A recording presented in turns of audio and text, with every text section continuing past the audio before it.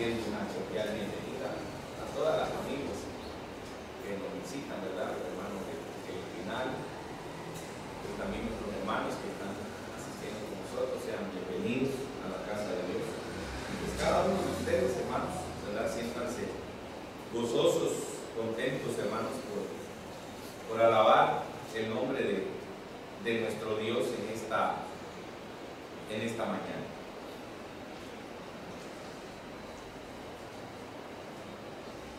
Vamos a abrir nuestra Biblia y lo vamos a hacer en el libro de San Juan, en el capítulo 16. Dice la palabra de Dios: cuando Él venga, convencerá al mundo de pecado. Está hablando, hermanos, del Espíritu Santo. Dice, cuando Él venga a esta tierra, convencerá al mundo de pecado. ¿Cuándo iba a venir el Espíritu Santo a esta tierra? Jesús estuvo aquí, hizo su ministerio aquí en este mundo. Jesús murió, fue crucificado y resucitó al tercer día. La palabra de Dios dice que fue el Padre en el mismo día que resucitó, en el día primero de la semana. Cuando una mujer se le acercó llamada María, le dijo: no me toques, voy a mi Padre y también a vuestro Padre. Regresó del cielo en ese mismo día, en ese mismo instante, y caminó el Señor Jesús con sus discípulos 40 días. Después de los 40 días, dice el libro de Hechos de los Apóstoles, que empezó a ascender al cielo. Y su ascensión, dijimos que duró 7 días al cielo. Exactamente en el tiempo del Pentecostés, la palabra Pentecostés significa 50, Jesús fue ungido. Y ese ungimiento fue precisamente por el Dios tuyo, le dice el Señor. El Padre le dice: el Dios tuyo te ha ungido. El Dios tuyo es el Espíritu Santo, hermanos. Ahorita vamos a ver muchas cosas interesantes. Y el Dios tuyo ungió a Jesús.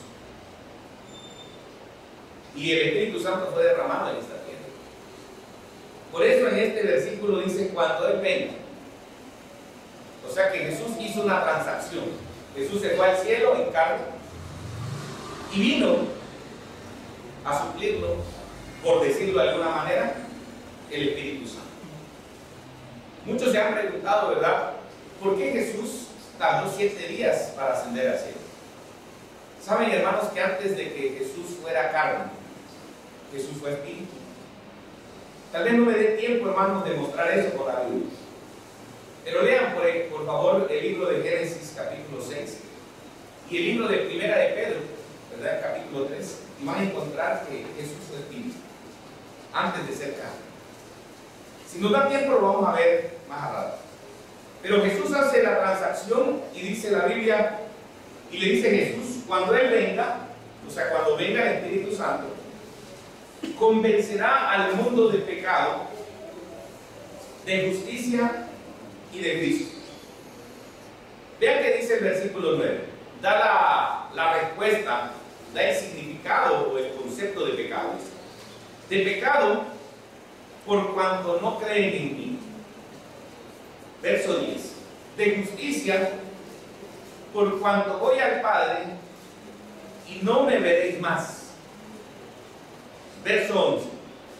Y de juicio, por cuanto el príncipe de este mundo ha sido ya juzgado. Noten lo que dice la Biblia. Jesús se va y viene, hermanos, el Espíritu Santo. Y cuando regresa, hermanos, el Espíritu Santo dice que los iba a convencer de pecado, de justicia y también de juicio. De pecado por cuanto no creen en mí. De justicia por cuanto voy al Padre y no me veréis jamás. Pero de juicio dice: por cuanto el príncipe de este mundo ha sido ya juzgado. Nótense, hermanos, que cuando Jesús sube al cielo, va a regresar el Espíritu Santo y les va a decir que el príncipe de este mundo ha sido ya juzgado. Muchos de nosotros quizás, y tal vez algunos cristianos, creímos que Satanás fue juzgado un día. Yo siempre me pregunté, ¿verdad? Si Satanás ya fue juzgado, fue expulsado del cielo, en el santuario que nosotros vemos aquí, este es el santuario terrenal, en donde el Señor Jesús representaba el juicio de Satanás. ¿En dónde se llevó, hermanos, ese juicio? Allá en el cielo. El santuario está dividido en tres partes: el atrio, lugar santo y lugar santísimo. Entonces nosotros encontramos en el atrio que ahí moría un animal, representando la muerte de Jesús. Pero siempre mi pregunta había sido: entonces, ¿dónde juzgaste, Señor, a Satanás? La respuesta es obvia y muy clara. Cuando Jesús asciende al cielo, el Espíritu Santo baja y convence al mundo de juicio. De juicio por cuanto el príncipe de este mundo ha sido ya juzgado. Pero hoy vamos a ver en dónde realmente fue juzgado Satanás. Aquí nosotros encontramos, hermanos, el lugar santo. En el lugar santo encontramos tres muebles. Un mueble es el candelabro, otro es el altar del incienso y otro mueble es la mesa de los panes de la proposición. Esta es la mesa de los panes de la proposición. ¿Saben, hermanos, en qué lugar estaba esa mesa? Candelabro estaba en el lado sur y la mesa, según Éxodo 40, versículo 22, abran su Biblia, vean en qué lado estaba, porque es necesario entender de qué lado se puso la mesa. Éxodo capítulo 40 y versículo 22. Dice el 22: puso la mesa en el tabernáculo de reunión al lado norte de la cortina, fuera del velo. Dice la Biblia, hermanos, que esa mesa estaba en el lado norte. ¿Qué acontecimiento pasa en el lado norte del cielo? ¿Qué se daba, hermanos, en el cielo? ¿Qué quiso hacer Satanás en ese lado norte? Ahora vamos a leer un poco acerca de la mesa. Ahí mismo, en el capítulo 25 de Éxodo, vamos a encontrar la descripción de la mesa. Un poquito atrás encontramos Éxodo 25, versículo 23. La madera de acacia, hermanos, estaba en todo el santuario, porque tenía una representación especial y representaba la humanidad de nuestro Señor Jesús. Precisamente platicaba yo ayer con unas personas y les decía, ¿verdad?, que Dios perdió uno de sus grandes atributos por amor a nosotros. ¿Saben qué atributo perdió él? El ser espíritu. Perdió el atributo de ser espiritual y se vino a hacer carne y sangre por amor de nosotros. Los espíritus ministradores, hermanos, viajan en expansión del universo y se trasladan a la expansión del universo, hermanos, como una gran rapidez. Jesús no. Jesús perdió ese atributo por amor a ¿quién? Por amor a nosotros. Antes él era espíritu, ahora él es carne, de sangre y carne, el Hijo de Dios. Y la madera de acacia representa, hermanos, la humanidad de Cristo Jesús. Todo el tiempo lo voy a estar repitiendo, porque hay muchas doctrinas, hermanos, que contradicen la humanidad de Cristo. Hay muchas doctrinas que dicen que Jesús hoy en día es espíritu. Hay muchas doctrinas que dicen que de Cristo salió el Espíritu Santo. Muchas cosas, hermanos, en el mundo cristiano, muchas doctrinas. Así que la madera de acacia representa la humanidad y está en todo el santuario. Miren que dice el versículo 23: harás asimismo una mesa de madera de acacia. Su longitud será de 2 codos y de 1 codo su anchura, y su altura de 1 codo y medio. Realmente era pequeña la mesa. ¿Por qué era pequeña? Bueno, para poder trasladarlo de un lugar a otro. Ese era realmente el significado, no tiene otro significado. El pueblo de Israel era un pueblo que se trasladaba y se movía constantemente, por muchas razones y muchas situaciones. Tal vez por peligros, tal vez por guerras, tal vez por hambre, pero ellos tenían que moverse. Cuando Dios les daba la orden, se movían, y esos instrumentos que ustedes ven acá, aquí tienen unas varas donde lo cargaba un grupo o una tribu que se llamaban los cuatitas. Eran únicos los que llevaban ese mueble. La tribu de Leví, hermanos, tenían 3 descendientes y los 3 descendientes se encargaban del servicio de santuario. Pero los cuatitas eran, hermanos, los que cargaban estos muebles y con una delicadeza especial. Antes de que empezaran a desarmar las carpas, ellos empezaban a poner las mismas lonas que estaban en el santuario para tapar esos muebles, para que nadie lo viera, especialmente el arca del pacto. El que veía el arca del pacto se moría. El que tocaba el arca del pacto se moría. Y esos muebles también eran muy delicados, hermanos. Nadie podía entrar ni podía ver, solamente el sacerdote y el sumo sacerdote. Y el sumo sacerdote nada más en el lugar santísimo. Hará asimismo una madera de acacia, una mesa, y la cubrirás de oro puro, versículo 24. Y le harás una cornisa de oro alrededor.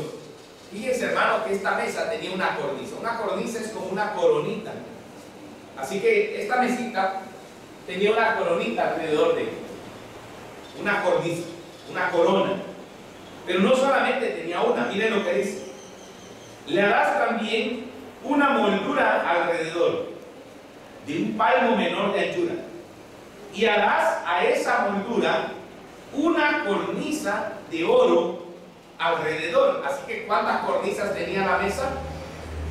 Tenía 2 cornisas. ¿Por qué tenía 2 cornisas? Porque tenía un significado, hermanos, especial. Algo iba a pasar ahí. Algo se iba a realizar. Dios le quería enseñar al pueblo de Israel y a nosotros también que estos muebles tenían un significado y un simbolismo muy especial. Sigue diciendo la palabra de Dios. Le harás 4 anillos de oro, los cuales pondrás en las 4 esquinas que corresponden a sus 4 patas. Los anillos estarán debajo de la moldura para lugares de las varas para llevar la mesa. Hará las varas de madera de acacia, las cubrirás de oro y con ellas será llevada a la mesa. Harás también sus utensilios, sus platos, sus cucharas, sus cubiertas, sus tazones con que libará. De oro fino lo harás. Pondrás sobre la mesa el pan de la proposición delante de mí continuamente. El pan de la proposición era este pan, hermanos. Una pila de 6 y otra pila de 6. Así que, ¿qué representación tenía esas pilas? La Biblia dice que Jesús es el pan de ¿qué? Es el pan de vida. Así que es muy sencillo entender esto, ¿verdad? El pan representaba ¿qué? El pan de vida representaba a Jesús, a nuestro Señor Jesucristo. Pero ¿qué representaba, hermanos, la mesa? ¿Cuál era la representación, hermanos, de esa mesa? Miren, hermanos, voy a adelantarme un poquito para que ustedes entiendan. Acuérdense que la mesa estaba ¿a qué lado? El lado norte. Vamos a ir al libro de Ezequiel y vean qué sucedía allá en esa mesa, allá en ese lugar. Ezequiel capítulo 1, versículo 3 y el versículo 4 en adelante.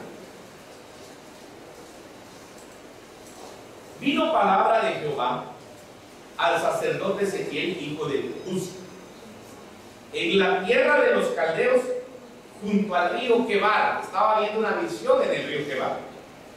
Vino allí sobre él la mano de Jehová. Y dice el profeta Ezequiel, y miré, y aquí venía ¿de qué lado?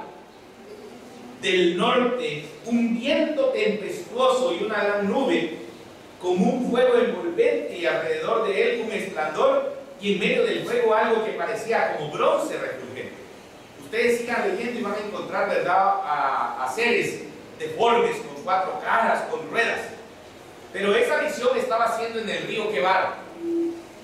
Vamos a ir a Ezequiel capítulo 10 y le vamos a dar respuesta de qué está hablando el profeta Ezequiel.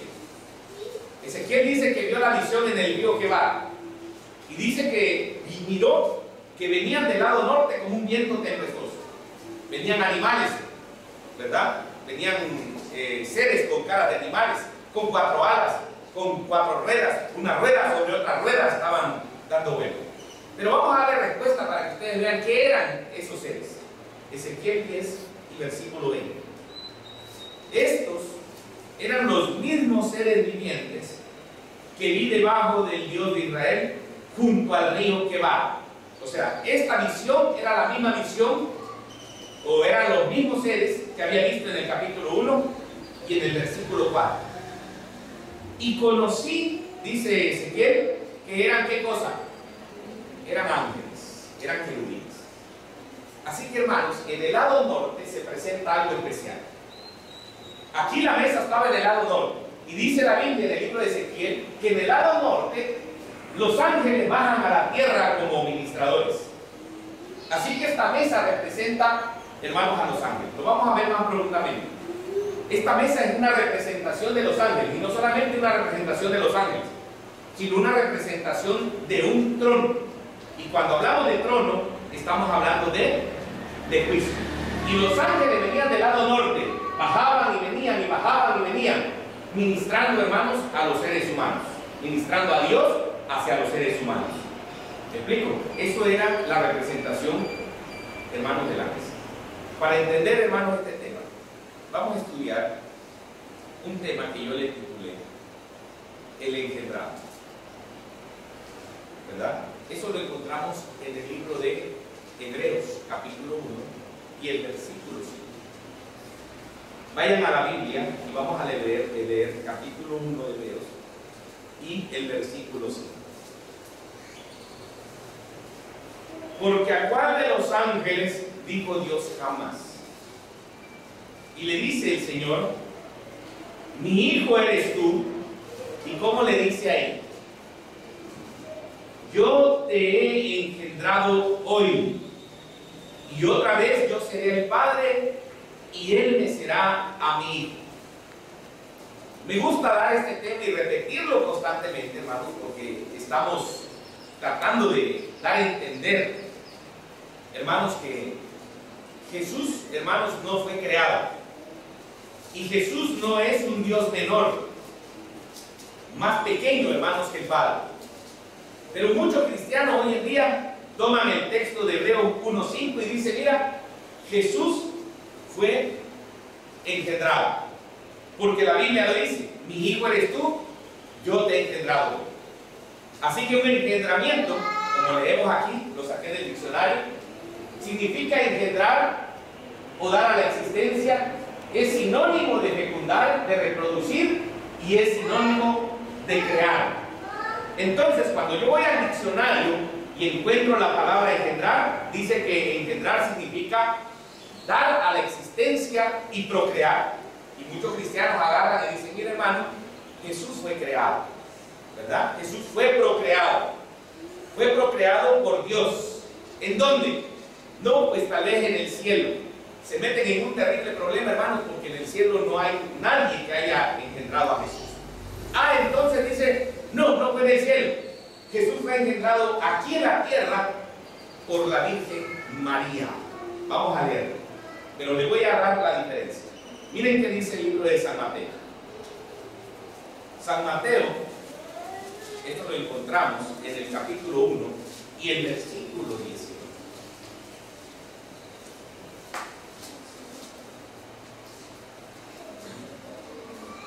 El nacimiento de Jesucristo, dice el versículo 18, fue así. Está hablando del nacimiento de Jesús. Estando desposada María, su madre, con José, antes que se juntasen, se halló que había concebido del Espíritu Santo. José, su marido, como era justo, no quería infamarla, quiso dejarla secretamente. Y pensando él en esto, y aquí un ángel del Señor le apareció en sueños y le dijo, José, hijo de David, no temas recibir a María tu mujer, porque lo que en ella es engendrado del Espíritu Santo es. La Biblia en Hebreos dice que Jesús, el Padre, engendró a Jesús. Y aquí en San Mateo nosotros encontramos que el Espíritu Santo engendró a María para que naciese Jesús. Pero vamos a ver la diferencia. Cuando Jesús vino a ser engendrado en María y nació, hermanos, en esta tierra, pregunto, ¿nació como rey de reyes? ¿Nació en un palacio? nació económicamente bien, nació, hermanos, con poder, o cómo nació Jesús. ¿Qué dice la Biblia? La Biblia dice que nació en un pesebre, nació en un establo, nació vulnerable como ser humano, hermanos, y vinieron persecuciones. De hecho, el rey Herodes, hermano, lo persiguió para matarlo y tuvieron que huir. Así que el Señor Jesús no tenía poder, hermanos, para protegerse. O sea, nació como un niño indefenso. Engendró en María el Espíritu Santo, pero cuando Jesús nació como un niño indefenso. Ahora, miren que estas mismas palabras del apóstol Pablo en Hebreos 1:5 también lo refiere el rey David. Vayan al libro de Salmos, en el capítulo 2 y el versículo 7. Y ahorita vamos a notar la diferencia del nacimiento de Jesús o del engendramiento de Jesús en María a esta clase de engendramiento. Miren lo que dice el Salmo capítulo 2. Y el versículo 7. Dice: yo publicaré el decreto. Jehová me ha dicho: mi hijo eres tú. ¿Y cómo le dice, hermanos? ¿Cómo dice la Biblia? Yo te engendré hoy. ¿Se dan cuenta, hermanos, que las mismas palabras que pronunció Pablo más de 1000 años después del rey David son las mismas palabras que pronuncia el rey David? Pablo dice: yo te he engendrado hoy. Y David también pronuncia la misma palabra y dice: yo te engendré hoy. A mí me agrada esta comparación. ¿Saben por qué? Porque el Señor, hermanos, no jugó al teléfono descompuesto como juegan los cristianos hoy en día. ¿Sí saben lo que es el teléfono descompuesto? ¿Alguna vez lo jugaron? ¿Verdad? El teléfono descompuesto era una fila de chamaquitos, ¿verdad? De muchachitos. Y uno le decía una cosa y al final terminaba diciendo otra, ¿verdad? ¿Qué digo? Ah, no, ya lo cambió todo. Los profetas no hicieron lo mismo. ¿Saben por qué? La Biblia dice que estos santos hombres fueron inspirados ¿por quién? Por el Espíritu Santo. Lo que pensó uno hace 1500 años atrás, o más de 1000 años, lo pensó otro 1000 años después. Porque no fueron dirigidos por una mente ¿qué? Humana, sino fueron dirigidos por el Espíritu Santo. ¿No decimos amén? Por eso hoy en día los cristianos, hermanos, de hoy en día deberíamos de tener una misma mente y un mismo pensamiento. El cristiano que cree que el domingo, hermanos, es el día de reposo, no puede tener el mismo pensamiento bíblico. No puede estar inspirado por el Espíritu Santo, ¿me explico? Porque no está pensando lo que piensa Dios. En cambio, los profetas, los discípulos, las personas que escribieron la Biblia, pensaban, hermanos, exactamente lo mismo. Pablo dijo: yo te he engendrado hoy. David dijo: yo te he engendrado hoy. Pero ese engendramiento no era el engendramiento de María, por una simple y sencilla razón. Cuando Jesús nació en esta tierra, nació como un niño indefenso. Miren qué dice el versículo 8. Aquí está el engendramiento, ya Jesús no es un niño indefenso. Pídeme, le dice el Señor, y te daré por herencia, ¿qué cosa? Las naciones, y como posesión tuya los confines de la tierra. Los quebrantarás con vara de hierro, y como vasija de alfarero los vas a ¿qué? A desmenuzar. Aquí ya este engendramiento del hijo ya no es el engendramiento de un niño indefenso. Aquí dice la Biblia que este niño que va a ser engendrado, o este ser que va a ser engendrado, va a quebrantar con vara de hierro y con vasija de alfarero los va a desmenuzar. Ahora pues, oh reyes, sed prudentes, afligid amonestación, jueces de la tierra. Servid a Jehová con temor y alegraos con temblor. Honrad al hijo para que no se enoje y perezcáis en el camino, pues inflama de pronto su vida. ¿Verdad que ya no aparece como un niño indefenso?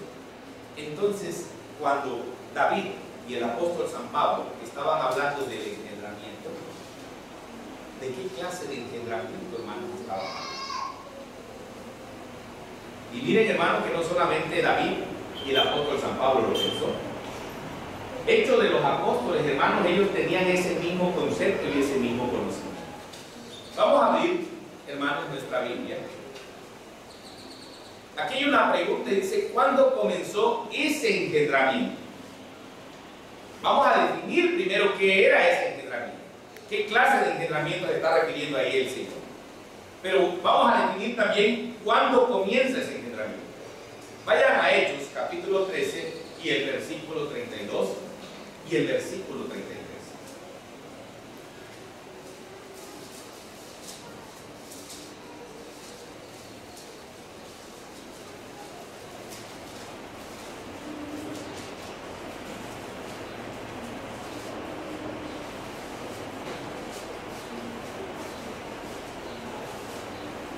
Dice la palabra de Dios.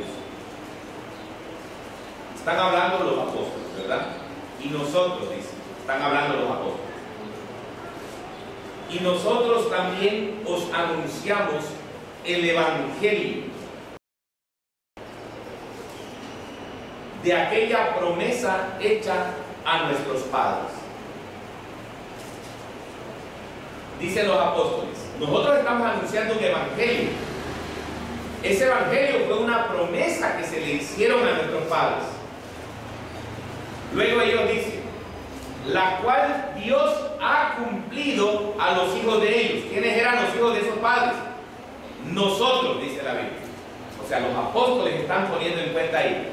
Nosotros somos los hijos de esos padres y en nosotros se cumplió esa promesa. ¿Cuál era esa promesa, hermanos? ¿Cómo dice la palabra de Dios? Resucitando ¿a quién? A Jesús. Hermanos, yo los quiero invitar a que alguien me diga dónde aparece la resurrección de Jesús en el Antiguo Testamento. Así, literalmente, en el Antiguo Testamento, hermanos, no dice nunca la Biblia, al menos que yo me equivoque, que Jesús iba a resucitar en los tiempos de los apóstoles. No dice. Si ustedes buscan, hermanos, todo el Antiguo Testamento, nunca dice, y un día va a resucitar el Señor Jesús, como promesa para los hijos de los padres. No dice. Pero sin embargo, los apóstoles dicen que esa promesa se hizo a sus padres en el Antiguo Testamento. Y esa promesa se cumplió con nosotros, o sea, con los apóstoles. ¿Y cuál era la promesa? La resurrección de ¿quién? La resurrección de Cristo.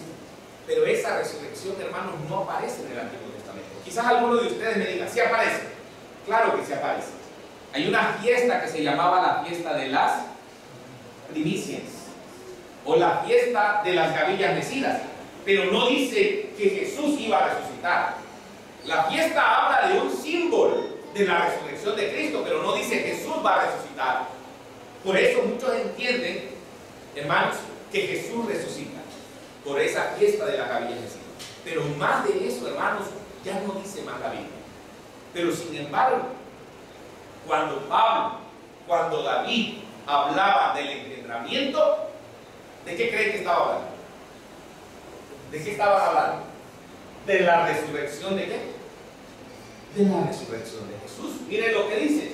Esa promesa se ha cumplido a los hijos de ellos, a nosotros, resucitando a Jesús, y repite el Salmo 2, como está escrito también en el Salmo 2. Mi hijo eres tú y yo te engendré hoy.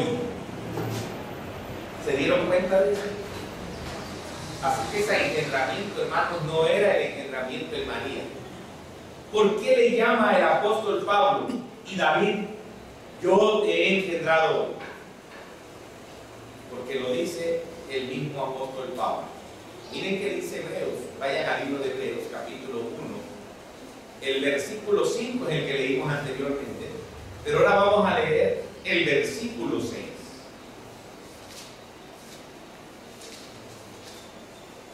Dice el versículo 6: y otra vez cuando introduce al primogénito en el mundo. Esto es muy fácil de entender. ¿Cuándo introdujo el Señor al primogénito en el mundo? Cuando se abrió, ¿qué cosa? Cuando se abrió la tumba. Cuando resucitó nuevamente, ¿quién? Jesús. Introduce al primogénito en el mundo. ¿Y qué dice el apóstol Pablo? Ahora le dice: adórenle todos los ángeles de Dios. ¿Por qué le iban a adorar todos los ángeles de Dios? Porque ya Jesús había resucitado, ya no como un niño indefenso, sino como Rey de reyes y Señor de qué? Y Señor de señores. ¿Están entendiendo? Ya Jesús ya no iba a ser el niño perseguido. Ahora Jesús iba a ser Rey de reyes y Señor de señores. Ahora, la pregunta es, hermanos, ¿no Jesús ha sido Rey de reyes y Señor de señores todo el tiempo? ¿Por qué ahora tendría que venir a ocupar nuevamente el reinado? ¿Qué pasó, hermanos, cuando entró el pecado en esta tierra? Ahorita lo vamos a entender. Ciertamente de los ángeles dice: el que hace a sus ángeles espíritus y a sus ministros llama de fuego. Aquí hay un texto que me agrada, hermanos, y que dice: mas del Hijo dice, el Padre dice del Hijo, tu trono, oh Dios. El mismo Padre lo llama al Hijo Dios. Por el siglo de los siglos, y dice: cetro de equidad es el cetro de tu reino. Ya no es el niño indefenso. Ahora el Señor Jesús resucita para tomar, hermanos, nuevamente el reino. Es engendrado para tomar nuevamente el reino. Has amado la justicia, has aborrecido la maldad, por lo cual, ¿se acuerdan que dijimos hace rato? Te ungió Dios, el Dios tuyo. ¿Saben quién es ese Dios? ¿El Espíritu qué? Santo. El Espíritu Santo. Con óleo de alegría más que tu compañero. Y tú, oh Señor, en el principio fundaste la tierra, y los cielos son obras de tus manos. Ellos perecerán, mas tú permaneces, y todos ellos se envejecerán como una vestidura, y como un vestido los envolverás. Serán mudados, pero tú eres el mismo, y tus años no acabarán. Pues ¿a cuál de los ángeles dijo Dios jamás? Siéntate a mi diestra hasta que ponga a tus enemigos por estrado de tus pies.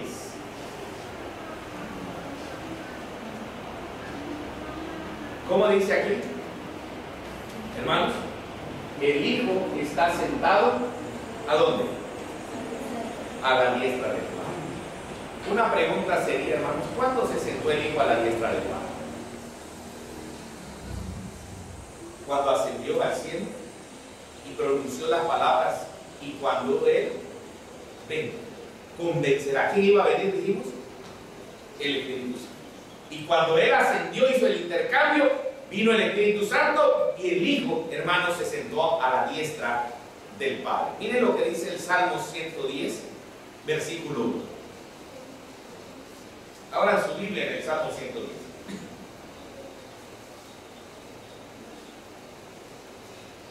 Jehová dijo a mi Señor. ¿Cómo le dice el Padre al Hijo? Siéntate a mi diestra, hasta que ponga a tus enemigos por estrado de tus pies. El rey David entendía perfectamente, hermanos, el plan del santuario. Él sabía que Jesús, después de resucitar, iba a ascender, hermanos, ¿a dónde? Iba a ascender al cielo y se iba a sentar a la diestra del Padre. Les hago una pregunta: ¿cuántas pilas de panes tenía la mesa? 2 pilas de panes. Una pila de 6 y la otra pila de 6 panes. ¿Saben, hermanos, a quién representaba una pila de pan? Al Hijo. ¿Y saben a quién representaba la otra pila de pan? Al Padre. El Padre le dijo al Hijo: siéntate a mi diestra. Eso era la representación de la mesa de los panes de la proposición. Leamos otro texto. Mateo 22, 41 al 44. Estando juntos los fariseos, Jesús le preguntó diciendo: ¿qué pensáis del Cristo? ¿De quién es hijo? Y miren, hermanos, ¿qué le respondieron los fariseos? Le dijeron, es hijo de David. Hermanos, a los suyos vino y los suyos no le recibieron. Ellos no entendieron el mensaje. Años de sacrificios, de ceremonias, hermanos, de haber participado en el santuario, de haber comido el pan de la proposición, no entendieron, hermanos, que la mesa tenía una representación del Hijo. Y cuando le pregunta a Jesús mismo a los fariseos, le dice, es hijo de David. Él les dijo, pues como David en el Espíritu le llama Señor diciendo, dijo el Señor a mi Señor, siéntate a mi derecha hasta que ponga a tus enemigos por estrado de tus pies. ¿David reconoció a Jesús como Señor? Sí. ¿Y los fariseos? No. Dijeron que era hijo de ¿quién? De David. Miren lo que dice San Marcos 12:36. Porque el mismo David dijo por el Espíritu Santo, dijo el Señor a mi Señor, siéntate a mi diestra hasta que ponga a tus enemigos por estrado de tus pies. ¿Por qué estoy mostrando los textos uno tras otro? Porque quiero que entiendan, hermanos, que tanto el rey David como el apóstol Pablo y como los apóstoles en los evangelios entendían claramente el mensaje del santuario. Ellos entendían, hermanos, que la mesa de los panes de la proposición significaba que Cristo un día iba a ascender al cielo, iba a sentarse a la diestra del Padre que está en los cielos. Lucas capítulo 20, versículo 42 y versículo 43. Pues el mismo David dice en el libro de los Salmos, miren, hermanos, que ellos reconocían eso. Dijo el Señor a mi Señor, y vuelve a repetir la palabra, siéntate a mi diestra. Y le dice, hasta que ponga a tus enemigos por estrado de tus pies. ¿Quiénes son esos enemigos, hermanos? ¿Quiénes eran los enemigos de Jesús? ¿Quiénes clavaron a Jesús en la cruz del Calvario? ¿Quién lo llevó, instigó a los judíos y a los romanos para que fuera clavado Jesús en la cruz del Calvario? ¿Saben quiénes son estos enemigos? Satanás y qué? Y sus ángeles. Cuando el Señor se sentara a la diestra del Padre, los ángeles iban a quedar aplastados, hermanos, como dice, como el estrado de sus pies. ¿Y saben qué es el estrado de sus pies según San Mateo? En la tierra. O sea que en otras palabras, hermanos, según San Mateo 5 dice que el estrado de sus pies de Jesús es la tierra. Los enemigos de Dios iban a quedar como el polvo de la tierra, sin ningún poder cuando se quiera manifestar a un verdadero cristiano. Sigamos leyendo Hechos 2, 34 y 35. ¿Cómo dice aquí la Biblia, hermanos? Porque David no subió a los cielos, ¿verdad? David era un hombre muy querido por Dios, pero cuando murió, ¿se fue al cielo o se quedó en la tierra? ¿Qué dice la Biblia? Se quedó en la tierra. ¿Saben por qué? Porque cuando uno se muere, nadie se va a ¿dónde? Nadie se va al cielo. Solamente 3 personas se fueron al cielo: Elías, y más, Moisés y Enoc. 3 personas. ¿Y quiénes más se fueron al cielo? Los que resucitaron cuando resucitó ¿quién? Cristo Jesús. Las primicias, dice la Biblia. Por eso dice el libro de Corintios, 1 de Corintios 15, 22, 23 y 24, dice: primero Cristo en su resurrección, luego ¿quién? Las primicias, y luego dice la Biblia, los que son ¿de quién? De Cristo en su venida. ¿Saben, hermanos, cuántas resurrecciones hay aquí? La de Cristo, la de las primicias, y la de los que son de Cristo en su venida. Solamente 3. Muchos hoy en día están inventando, hermanos, que hay una resurrección de los que resucitan en el mensaje del tercer año. Hermanos, hay que tener mucho cuidado en el movimiento. Hay que tener mucho cuidado en las iglesias, hermanos. Porque dicen que antes de que venga Cristo van a resucitar los que mueren en el mensaje del tercer ángel, y al final resucitan, hermanos, los que murieron en la fe de Cristo. Pero la Biblia, en la fiesta de las primicias, dice que solamente resucita Cristo, resucitan las primicias, y al final resucitan los justos, que son ¿de quién? Que son de Cristo. Ya no hay otra resurrección. La Biblia ya nos señala la resurrección. Sigamos leyendo. David no subió a los cielos, pero él mismo dice, dijeron los apóstoles, dijo el Señor a mi Señor, siéntate a mi diestra hasta que ponga a tus enemigos por estrado de tus pies. Y vuelve a repetir la pregunta. Entonces, ¿dónde está Cristo? ¿Verdad? La respuesta es obvia. ¿Sentado a la diestra de quién? A la diestra de Dios. En ese tiempo, cuando subió al cielo, se sentó a la diestra de Dios. Miren lo que dice Colosenses capítulo 3, versículo 1. Si pues habéis resucitado con Cristo, está hablando de las criaturas nuevas, buscad las cosas de arriba, donde está Cristo sentado a la diestra de Dios. ¿En dónde está Cristo, hermanos? Sentado a la diestra de Dios. Por lo menos en ese momento estaba ahí. Miren lo que dice Hebreos 1:3.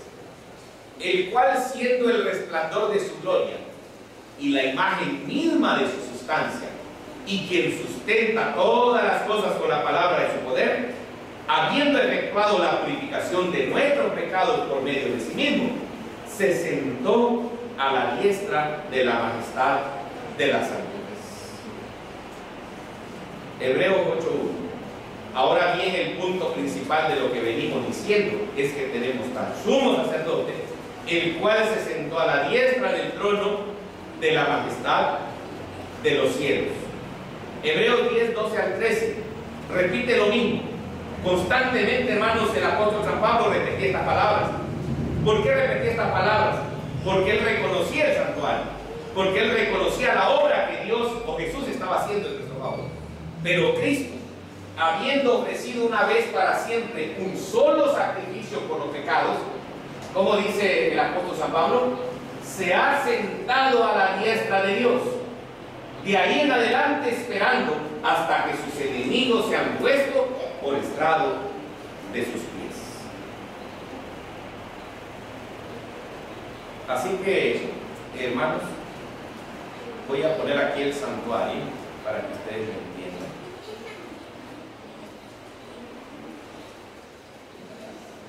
Jesús fue muerto, ¿verdad?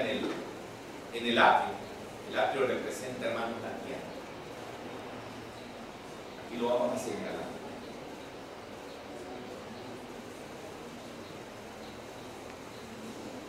Jesús fue muerto en el atrio. Aquí está el atrio. Miren, este es el atrio. A esto representaba la muerte de Jesús. Así que Jesús resucitó al tercer día y caminó con sus discípulos, ¿cuántos días? Instruyéndolos, ¿se acuerdan? 40 días. Ahorita vamos a leerlo el libro de Hechos. Resucita, dice la Biblia que se va al Padre, regresa, y cuando regresa, regresó, hermanos, para instruir a su gente, a sus discípulos. 40 días estuvo platicando el Señor Jesús con sus discípulos. Después de 40 días dice la Biblia que fue alzado en una nube y se ascendió al cielo. Exactamente, hermanos, a los 50 días Jesús penetró en este lugar, aquí, ahí donde está la flechita, el lugar santo.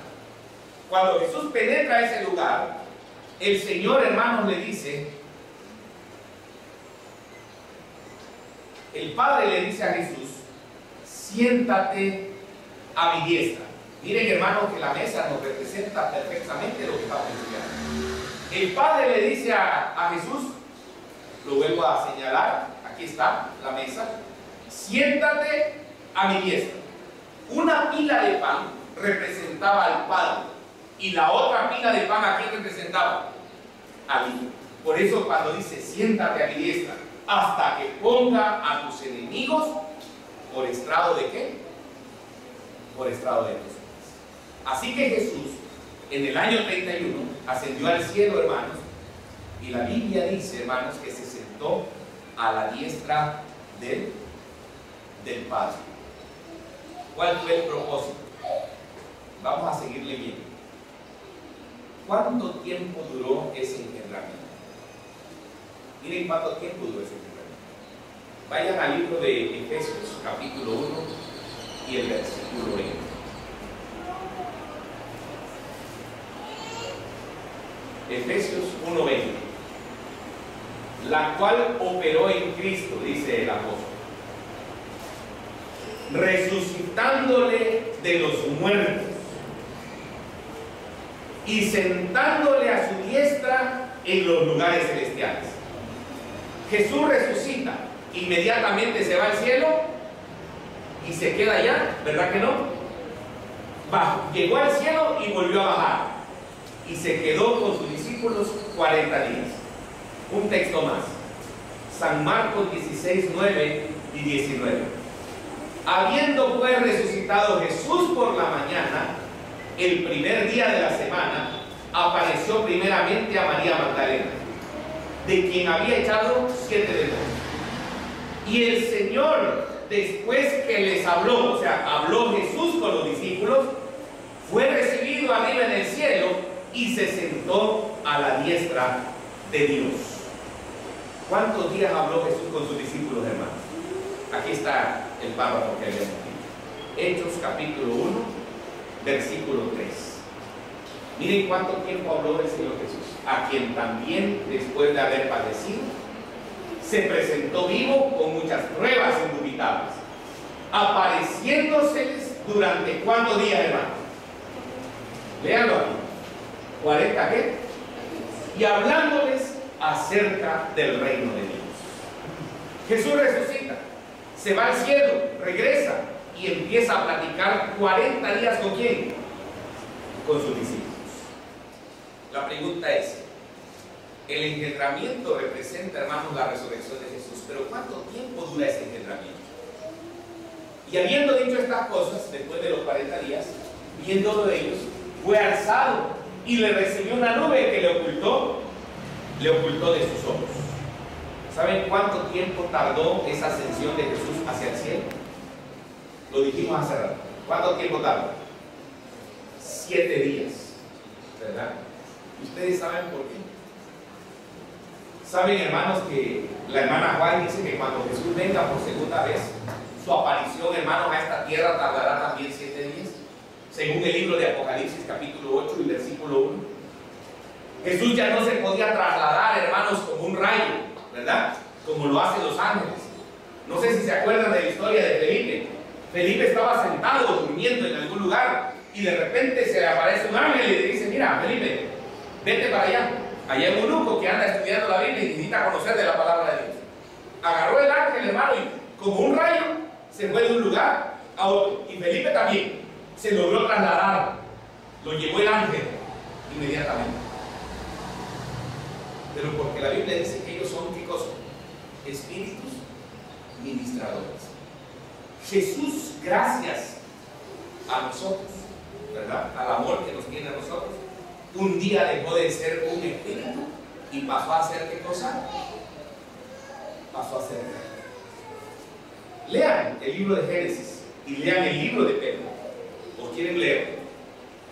Miren lo que dice la palabra de Dios, para que ustedes vean que Jesús es espíritu. Génesis capítulo 6,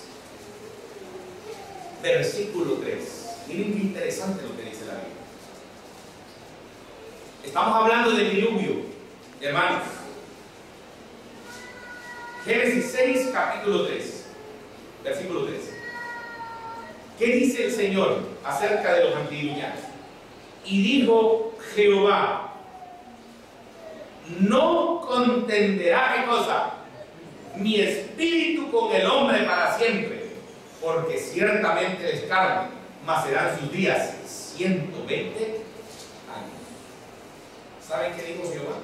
Mi espíritu ya no va a seguir contendiendo, peleando con el hombre, ya no va a seguir reconviniendo con el hombre. El espíritu de Jehová les hablaba a los hombres y los hombres no entendían.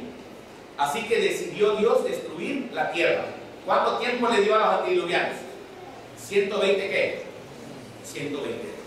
Y después de los 120 años lo destruyó. Y Jehová dijo: ya no quiero que mi espíritu contienda con ese hombre. Ahora, ¿quién era el que estaba contendiendo con esos hombres? ¿Qué espíritu era? Miren lo que dice la Biblia. Vayan a Pedro, por favor.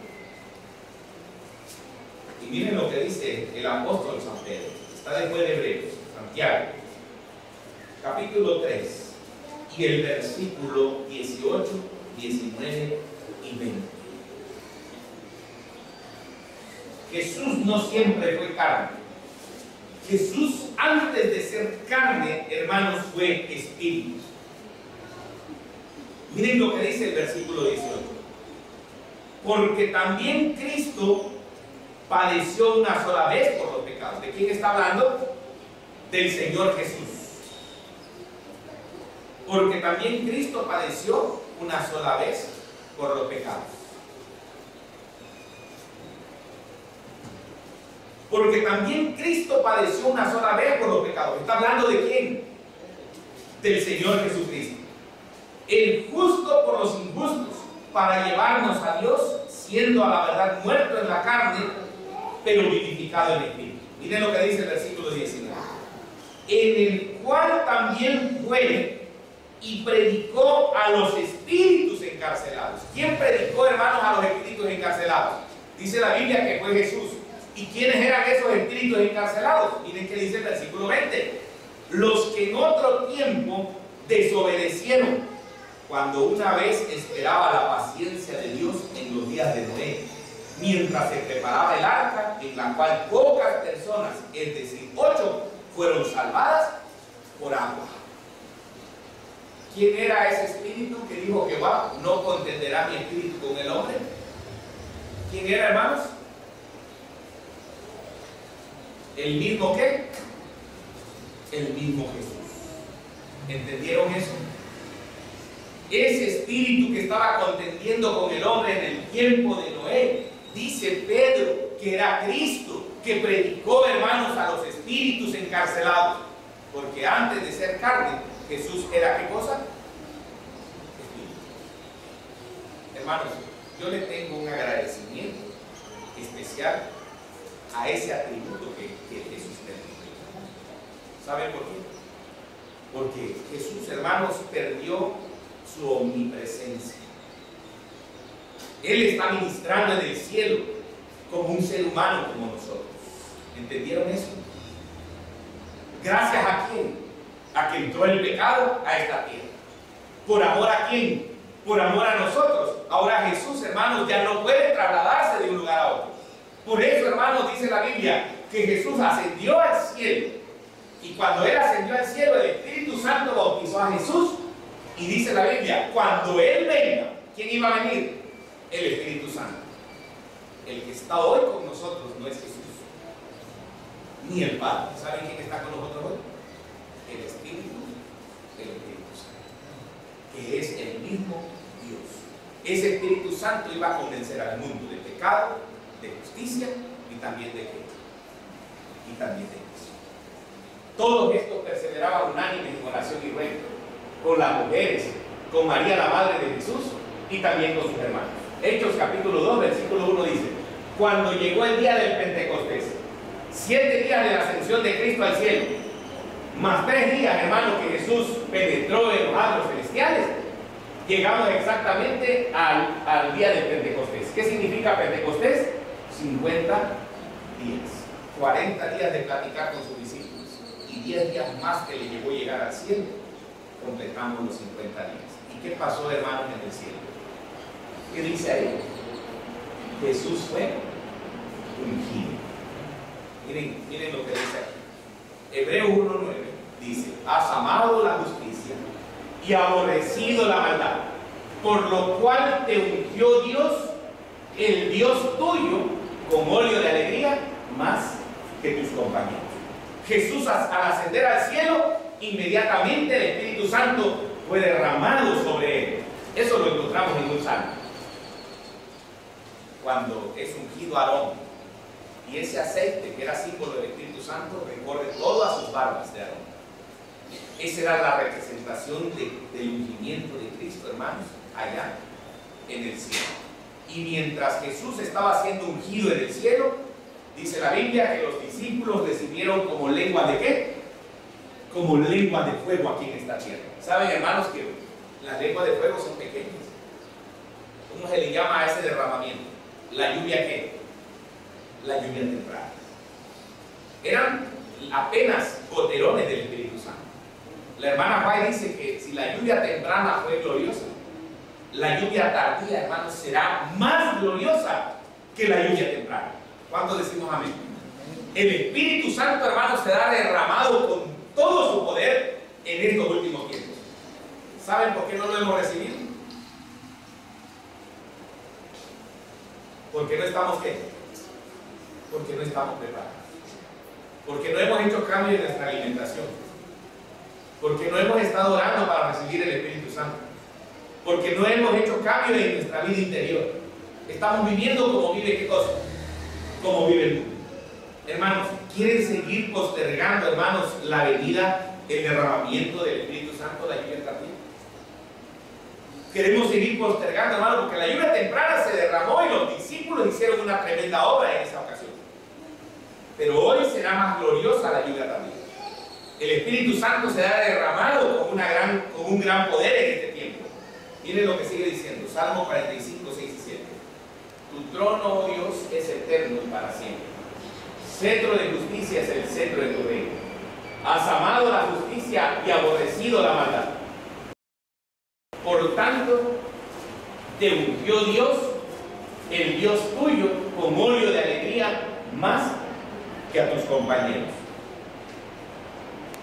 Hechos 2:36. Por favor, ese texto sí quiero que lo hagan. Vayan al libro de Hechos, capítulo 2 y el versículo 36.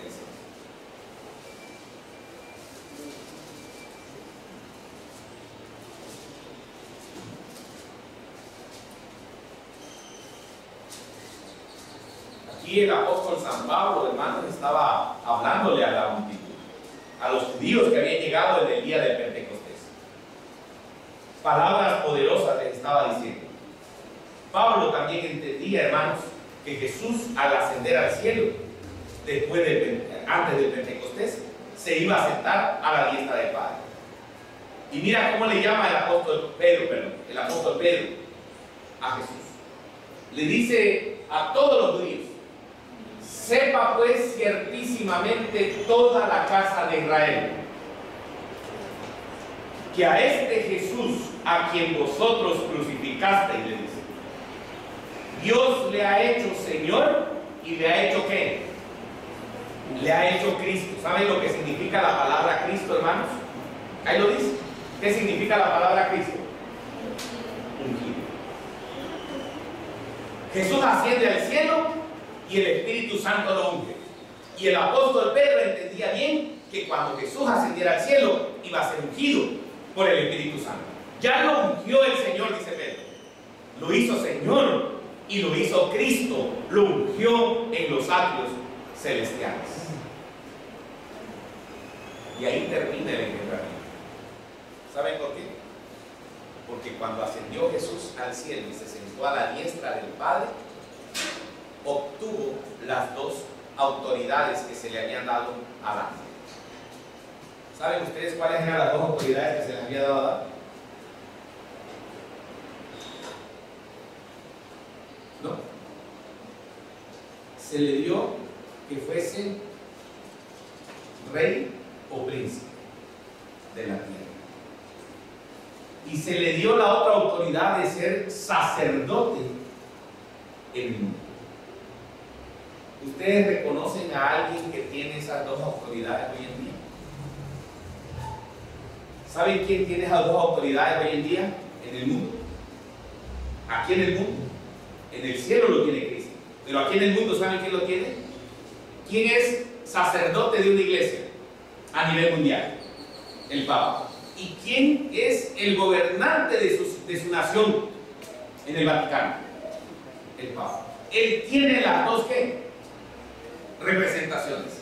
Tiene la autoridad civil y tiene la autoridad ¿qué? Religiosa. Esa autoridad, hermanos, se le había dado ¿a quién? A Adán al principio, hermanos, de la creación. Pero ¿saben qué pasó con Adán? La perdió. ¿Ustedes saben cuándo la perdió? Cuando entró ¿qué cosa? Cuando entró el pecado. Dice la palabra de Dios, hermanos. Vamos al libro de Romanos. Vayan a Romanos, capítulo 6. Miren lo que dice la palabra de Dios en Romanos.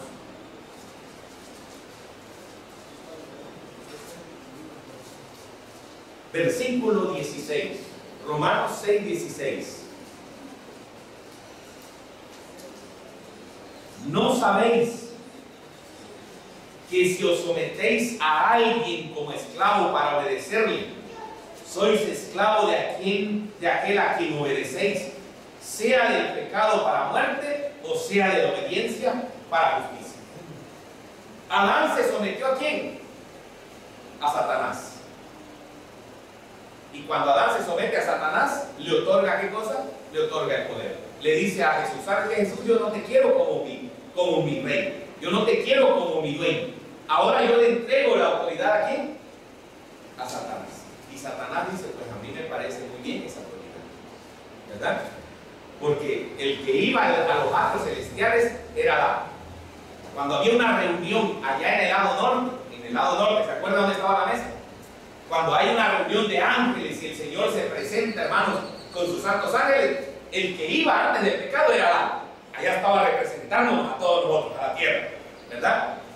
Pero cuando le entregó, hermanos, su dominio a Satanás, ¿saben quién iba a representar la tierra? ¿Saben quién representaba la tierra? Vayan a Job. Miren lo que dice Job. Capítulo 1. Job, capítulo 1. Y el versículo 6.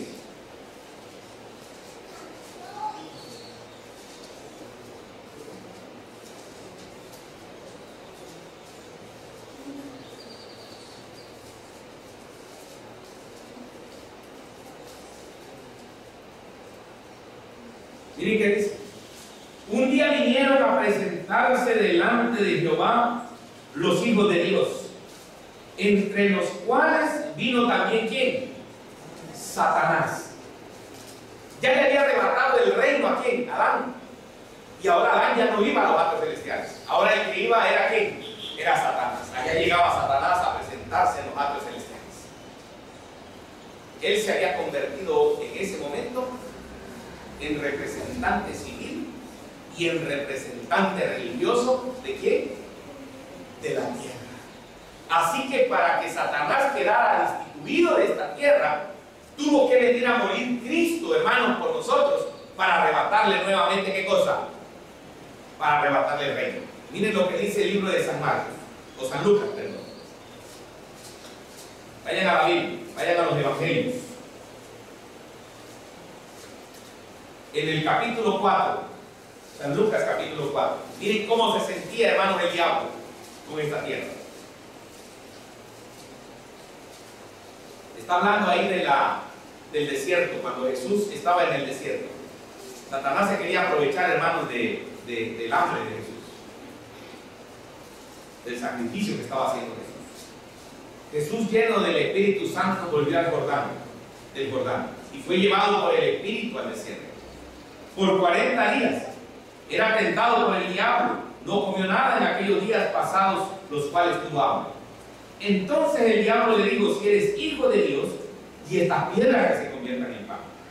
Jesús respondió y dijo: escrito está, no solo de pan vivirá el hombre, sino de toda palabra de Dios. Versículo 5 y versículo 6. Y le llevó el diablo a un monte muy alto y le mostró en un momento todos los reinos de la tierra. Y dice el versículo 6: y le dijo el diablo: a ti te daré toda esta potestad. Atrevido el diablo, ¿verdad? A Jesús le estaba diciendo: a ti te voy a dar todos estos reinos y la gloria de ellos, porque a mí me ha sido entregada. ¿Quién se lo había entregado la gloria de los reinos? Adán. Y ahora Satanás se sentía ¿qué cosa? Dueño de esta tierra. Y a quien quiero, dice la Biblia, lo doy. Pero hay una condición, le digo a Cristo: si tú postrado me adorares, todo será tuyo. ¿Saben, hermanos, qué estaba pensando Jesús en ese momento? Este amigo está loco, ¿verdad? Satanás está loco, hermanos. ¿Cómo le estaba dando el reino a Jesús cuando dice la Biblia: de Jehová es la tierra y su qué?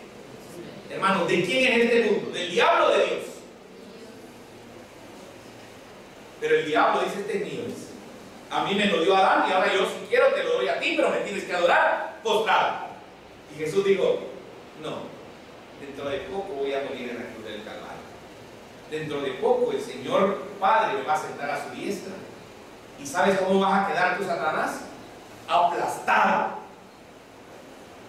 Vas a quedar exterminado. En la cruz del Calvario quedarás exterminado. Pero en el trono, que en la mesa de los panes de la proposición, te arrebataré, ¿qué cosa? El reino. Y tú no serás más el príncipe de este mundo. ¿Verdad? Porque dice, cuando Él venga, el príncipe de este mundo será, ¿qué cosa? ¿Saben, hermanos, quién es el príncipe del mundo? ¿Quién es el príncipe del mundo? Jesús. Pero la Biblia dice que el príncipe del mundo es Satanás. No, él se creía el príncipe del mundo. Él decía, yo soy el que gobierno, yo soy el que voy allá a los atrios celestiales, yo soy el que me presento delante de Dios, decía Satanás. Pero ¿saben ahora quién nos representa hoy en día? Nuestro Señor Jesús. Esa es una doctrina, hermanos. Una doctrina que le preguntas a una iglesia y dice, el príncipe de este mundo es Satanás. Le preguntas a otra iglesia, el príncipe de este mundo es Satanás. Le preguntas al Papa, ¿qué creen que piensa el Papa? ¿Quién creen que es el príncipe de este mundo? Dice el Papa. Va a decir que sí. El Papa dice que el príncipe de este mundo es el diablo. Ahí lo traigo la frase. Si nos da tiempo lo vamos a ver. Pero nosotros, creyentes en la verdad, creemos que Cristo le arrebató el reino a Satanás. Y que el príncipe, hermano, de este mundo es ¿quién? Nuestro Señor Jesús.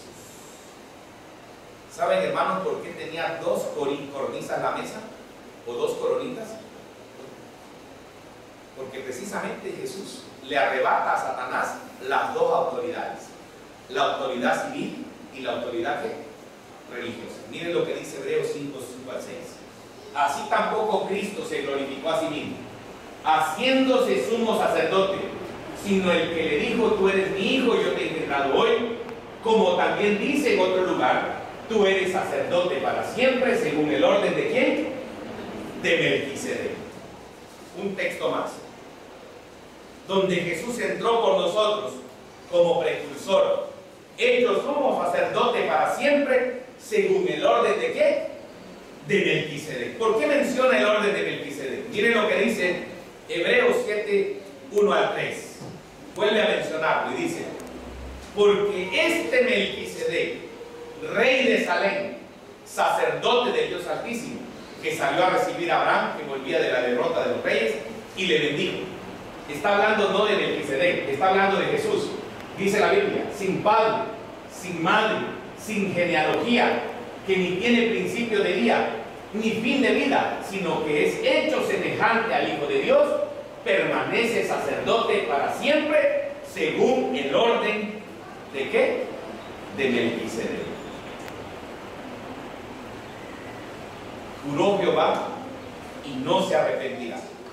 Tú eres sacerdote para siempre, según el orden de Melquisedec. La pregunta es, ¿a qué se refería cuando decía según el orden de Melquisedec? Precisamente porque Melquisedec tenía las dos autoridades. Dice la Biblia que era rey de Salem, autoridad civil, y era sacerdote del Dios Altísimo, autoridad en la iglesia. Sacó pan y sacó vino. Cuando Satanás pierde el sacerdocio de la tierra, el principado de la tierra, entonces él dice, si yo ya no lo tengo, ahora se lo voy a dar a mi corregente, a mi representante. ¿Quién es el representante de Satanás, hermanos, en esta tierra? ¿Quién es? ¿Quién es? El Papa. ¿Están entendiendo eso? Francisco, dice la Biblia, ¿verdad? Y lo digo con todo respeto, ¿verdad? Pero el enemigo de Dios, hermanos, es el Papa, ¿verdad? Quizás para muchos amigos, hermanitos católicos, les va a doler esto, porque vamos a empezar a repartir ya los discos, hermanos. Pero el representante de Satanás en esta tierra, hermanos, es el Papa. Por eso Satanás dijo, yo pierdo ahora la representación de la tierra, ya no puedo llegar al al cielo. Ahora ya no puedo estar delante de los ángeles insistiéndole. Entonces se lo voy a dar a un representante en esta tierra, para que la gente, en vez de que se postre ante los pies de Jesús y reconozcan a Jesús como Rey de Reyes y Señor de Señores, hermano, le van a besar la mano a quién. O no le besan la mano los católicos, o no lo reconocen, hermanos. Hermanos, revistas cristianas reconocen hoy en día al Papa como cabeza de todas las iglesias. Tremendo eso, ¿verdad? Yo leí una revista que decía, ¿verdad? Ver al Papa es como ver a Cristo. ¿Qué revista es esta? No la traje hoy. Era una revista adventista. ¿Cómo? Ahí lo tengo, hermanos. Me llamó la atención ver al Papa y ver a Cristo. ¿Ustedes creen eso? No, hermanos, ahí lo tengo la revista. ¿Verdad? He encontrado cristianos, hermanos, que reconocen, hermanos, al Papa como una autoridad sobre toda la autoridad. Hermanos, ¿y Cristo en dónde habrá quedado?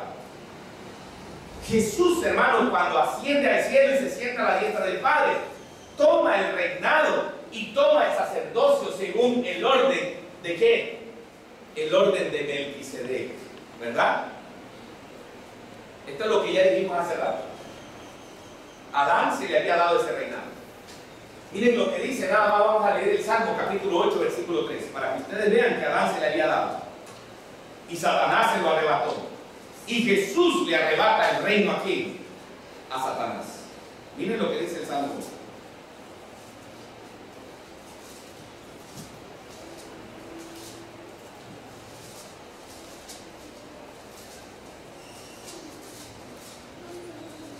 Qué privilegio para Adán. Y luego haberlo perdido. Salmos capítulo 8, versículo 3. Cuando veo tus cielos, dice el salmista, obra de tus dedos, la luna y las estrellas que tú formaste. Digo, ¿qué es el hombre para que tengas de memoria y el Hijo del Hombre para que lo visites? Versículo 5, miren cómo dice. Le has hecho poco menor que los ángeles y lo coronaste de gloria y también de ¿qué? Y también de honra. Le dio el poder civil y el poder religioso a Adán, el cual lo perdió cuando se sujetó a Satanás. Le hiciste señorear, era señor sobre todas las obras de tus manos. Todo lo pusiste debajo de sus pies, ovejas y bueyes, todo ello, y asimismo la bestia del campo, las aves de los cielos y los peces del mar, todo cuando pasa por los senderos del mar. Oh Jehová, Señor nuestro, cuán grande es tu nombre en toda la tierra. Pero Satanás se le entrega a quién? Adán se le entrega a Satanás. Y por eso Cristo, hermanos, un día tuvo que venir a morir por nosotros, a arrebatar el reino a Satanás. Y miren lo que dice Corintios: porque así como en Adán todos mueren, también en Cristo serán todos vivificados, cada uno a su debido orden. Cristo las primicias, luego los que son de Cristo en su venida, luego el fin, cuando entregue el reino al Dios y Padre, cuando haya suprimido todo dominio, toda autoridad y toda potencia, porque preciso es que Él reine hasta que haya puesto a todos sus enemigos debajo de sus pies.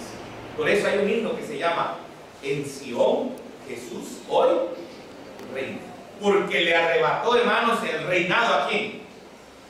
A Satanás. Miren lo que dice el apóstol Pablo: la cual operó en Cristo Jesús, resucitándolo de los muertos, sentándole a su diestra en los lugares celestiales, sobre todo principado y sobre toda autoridad, y poder y señorío, y sobre todo nombre que se nombra, no solo en este siglo, sino que también en el venidero, y sometió todas las cosas debajo de sus pies.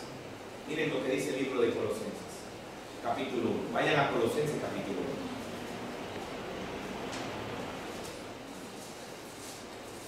Capítulo 2, perdón, y el versículo 14 y el versículo 15. Anulando el acta de los decretos que había contra nosotros, que nos era contraria, quitándola de en medio y clavándola en la cruz. Verso 15. Despojando a los principados y a las potestades, los exhibió públicamente, triunfando sobre ellos. ¿En dónde? En la cruz del Calvario. ¿Saben una cosa, hermanos? ¿Quieren que yo les diga algo? El enemigo está derrotado. El enemigo está aplastado. El enemigo ya no tiene potestad sobre ningún verdadero cristiano. El Señor Jesús le dijo a los apóstoles: ahora les voy a dar potestad. ¿Para qué? Para hollar serpientes y para aplastar escorpiones. ¿Saben a qué representa las serpientes y los escorpiones? A Satanás. Cuando nosotros vamos a Cristo y somos tentados por el enemigo y vamos a Cristo, dice la Biblia que Satanás huye de nuestra presencia. Con solo escuchar la palabra Jesús, hermanos, el enemigo no se puede presentar aquí. Con solo escuchar que estamos hablando del mensaje de salvación, el enemigo, hermanos, no puede presentarse aquí. La Biblia dice que en la cruz del Calvario, y cuando Cristo se sentó a la diestra del Padre, aplastó la cabeza de ¿quién? De la serpiente. Ahí se cumplió aquella profecía que dice en el libro de Génesis capítulo 3. Vayan a Génesis capítulo 3. Miren lo que dice el 3:15. Pondré enemistad entre ti y la mujer, entre tu simiente y la simiente suya. Esta te dirá en la cabeza, hermanos, y tú le dirás en el calcañar. El diablo crucificó a Cristo, pero no lo pudo matar. Pero Cristo, ¿qué hizo con Satanás? ¿Le aplastó qué? Hermanos, ¿qué pasa cuando le aplastamos la cabeza a una serpiente? ¿Sigue viviendo o se muere? Quedó derrotado. ¿Entendieron eso? ¿Y por qué a veces nos desanimamos los cristianos? ¿Y por qué a veces tenemos miedo? Ay, ¿por qué a veces decimos, ay, viene la muerte? Hermano, Satanás está perdido. De veras, hermanos. Satanás ya no tiene parte, hermanos, en este ministerio. Y tú, con pronunciar el nombre de Cristo, lo puedes vencer. Miren lo que dice Apocalipsis. Vayan al libro de Apocalipsis. Apocalipsis capítulo 12. Versículo 10.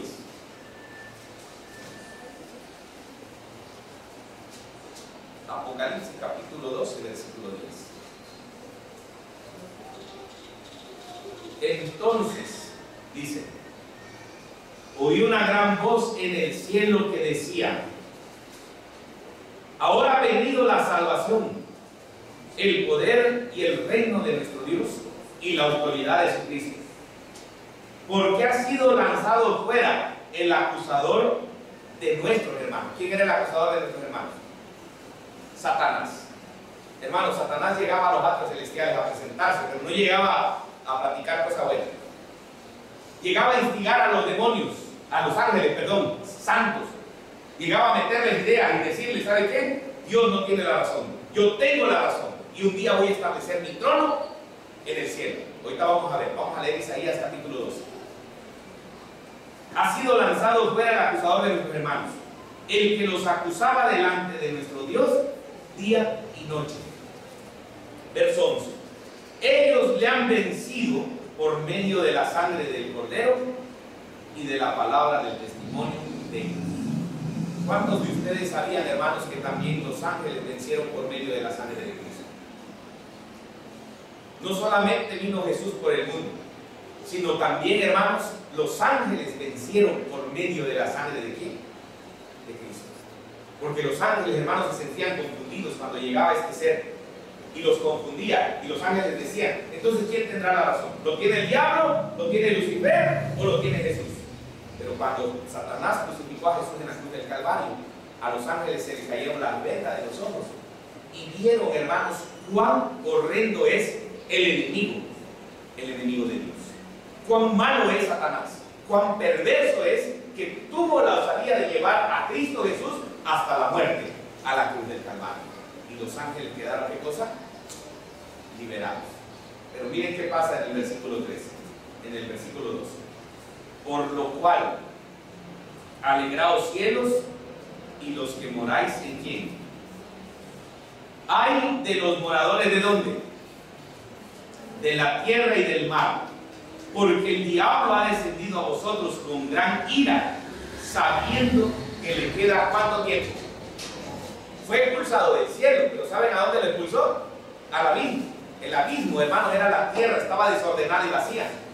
Y por eso dice el Señor, cuando yo cree la tierra, pobres los moradores de la tierra, porque no saben a quién se van a enfrentar. ¿Me explico? ¿Y saben una cosa, hermanos?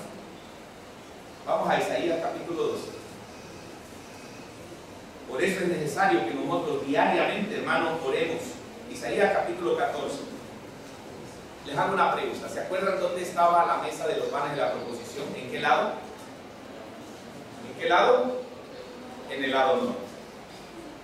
Miren dónde quería establecer el enemigo malvado su trono. Vayan a Isaías 14, 12 y 13.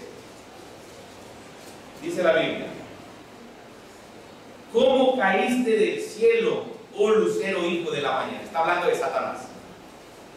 Cortado fuiste por tierra, tú que debilitabas a las naciones. Tú que decías en tu corazón: subiré al cielo, en lo alto, junto a las estrellas de Dios, levantaré, ¿qué cosa? Mi trono. Y en el monte del testimonio me sentaré, ¿a los lados de qué? A los lados del norte. ¿En dónde estaba la mesa de los panes de la proposición? En el norte. ¿Y qué representa la mesa? Los ángeles. ¿Y qué quería hacer Satanás ahí en el norte? Establecer su trono, establecer su reino. Pero cuando Cristo murió crucificado, se acabó el reino de Satanás. Ahora el príncipe, hermanos, de este mundo, ¿saben quién es? Jesús. Por eso dice Jesús: cuando Él venga, convencerá al mundo de pecado, de justicia y de ¿qué? Y de juicio. De juicio, porque el príncipe de este mundo ha sido ¿qué? Ya juzgado. Miren lo que dice el Salmo capítulo 9. Miren qué interesante lo que los escritores bíblicos entendían acerca de esto. Hermano, ellos no jugaban al teléfono descompuesto como nosotros, ¿verdad? Nosotros somos un grupo y hay otro grupo y dice otra cosa, ¿no? Nosotros somos una iglesia y hay otra iglesia y piensa otra cosa. Es más, dentro de las mismas iglesias, este piensa una cosa y aquel piensa otra, ¿no? Ah, es que somos bautistas, sí, pero yo pienso una cosa y no importa, todos creemos en Cristo. Mentira. ¿No? Aún en la iglesia que nació en 1844, hoy en día todo el mundo cree lo que quiere creer. ¿Saben a quién me refiero, verdad? Aún esa iglesia, hermanos, es como una Babilonia ya. Él dice una cosa, aquella dice otra cosa. Es una Babilonia completa. Babilonia significa confusión de lengua. Ahora imagínate si llegas a una iglesia pentecostés. ¿No? Una iglesia pentecostés dice: no, yo creo esto. No, yo creo esto. Pero no importa, todos somos cristianos. ¿Saben qué? Los apóstoles, los discípulos, los profetas, los hombres bíblicos no jugaron al teléfono descompuesto. Porque fueron inspirados ¿por quién? Hermano, mira lo que dice la palabra de Dios, lo que dice la Biblia.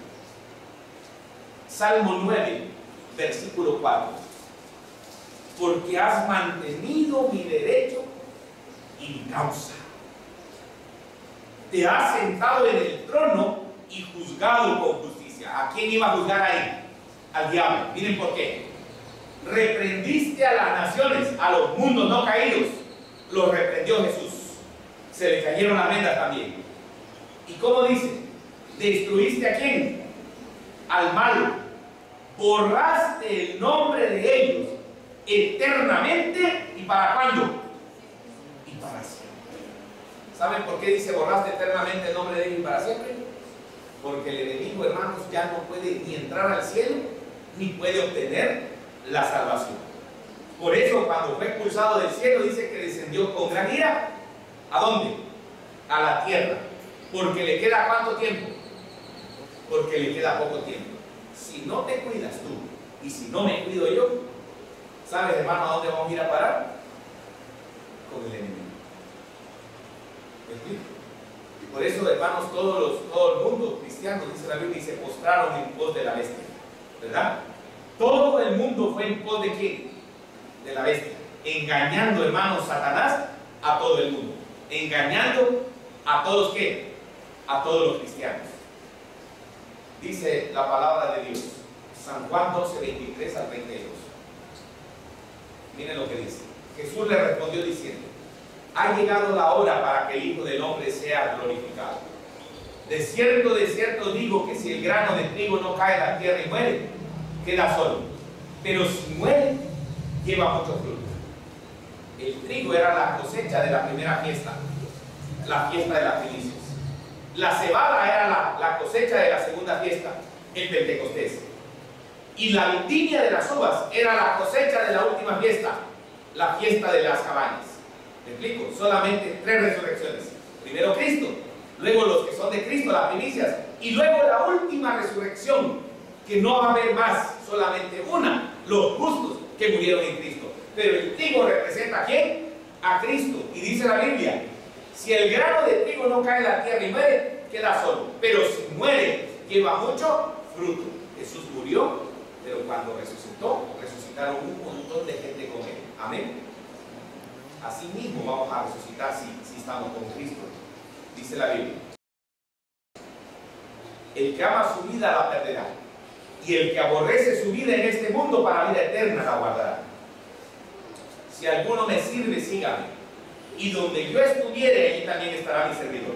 Si alguno me sirviere, mi Padre le honrará. Ahora está turbada mi alma, ¿y qué diré?, dice el Señor Jesús. Padre, sálvame de esta hora, mas para esto he llegado a esta hora. Estaba hablando de su muerte. Padre, glorifica tu nombre. Entonces vino la voz del cielo, dice: lo he glorificado y lo voy a glorificar otra vez. 2 glorificaciones, en su bautismo y en su ungimiento, cuando llegó, hermanos, al cielo. Y la multitud que estaba allí había oído la voz. Decía que había sido un trueno. Otros decían: un ángel le hablaba. Respondiendo Jesús y dijo: no ha venido esta voz por causa mía, sino por causa de vosotros. Y vean que dice: ahora es el juicio de este mundo. Ahora el príncipe de este mundo será echado ¿qué? Fuera. Hermanos, el que se creía, porque nunca fue ni será el príncipe de este mundo, fue destituido. ¿Saben quién es el príncipe de este mundo? Nuestro Señor, ¿qué? Nuestro Señor Jesús. Qué interesante. Y yo, si fuere levantado de la tierra, está hablando de su resurrección, de su engendramiento, a todos los traeré a mí mismo. Y decía esto, dando a entender de qué muerte iba a morir. Tuyo es el brazo potente, fuerte es tu mano, exaltada tu diestra. Justicia y juicio son el cimiento de tu trono. Misericordia y verdad van delante de tu rostro. Satanás nunca ha sido el dueño de la tierra. Vayan al Salmo, capítulo 24.